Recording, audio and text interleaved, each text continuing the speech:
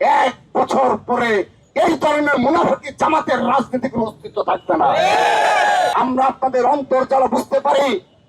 যদি জনগণের ভোটে নির্বাচিত বাংলাদেশের প্রধানমন্ত্রী জনাব তারেক রহমানের নেতৃত্বে একটি বছর অতিবাহিত করতে পারে, আমরা বিশ্বাস করি বর্তমানে যে ধারাবাহিকতা, যে প্রতিশ্রুতি বাস্তবায়নের যে দৃশ্যমান পদক্ষেপ নিয়েছেন, এক বছর পরে এই ধরনের মুনাফিকি জামাতের রাজনীতি কোনো অস্তিত্ব থাকবে না।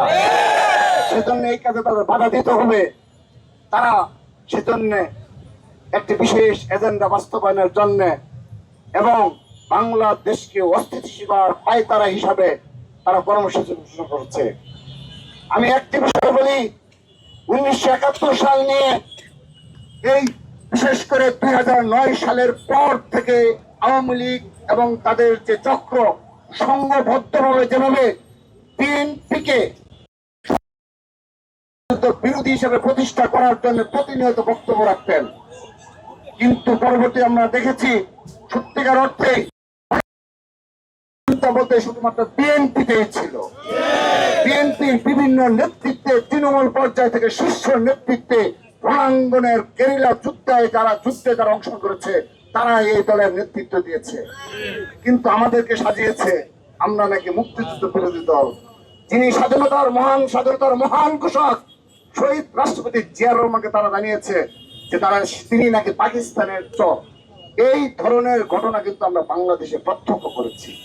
ঠিক একইভাবে এই জুলাই আগস্ট গণ অভ্যুত্থানের রণাঙ্গনের যোদ্ধা কারা ছিল, রণাঙ্গনে কারা নেতৃত্ব দিয়েছে, আমরা যখন এসব বক্তব্য রাখি তখন একটি বিশেষ ছাত্র সংগঠনের নেতৃবৃন্দ বলে তারা নাকি আন্দোলন করেছে ফুটেজের জন্য না, তাদের নাকি কোনো ভিডিও চিত্র নেই, ছবি নেই। কিন্তু ফেসবুক খুলে দেখবেন প্রতিটি ক্যাম্পাসে সর্বশেষ প্রায় 2 বছর হলো প্রতিটি দিনের তারা কিভাবে হাঁটে, তারা কোথায় কি করে, প্রতিটা স্থির চিত্র আল্লাহর রহমতে সোশ্যাল মিডিয়ায় ছড়ালাম। তাদের শুধু এটি না, এআই ভিডিও করে তারা ছাড়ে যে কিভাবে কি করা যায়। কিন্তু জুলাই আগস্ট গণ অভ্যুত্থান নিয়ে বললে, রণাঙ্গনের যুদ্ধ নিয়ে কথা বললে তখন তারা কোনো জবাব দিতে পারে না।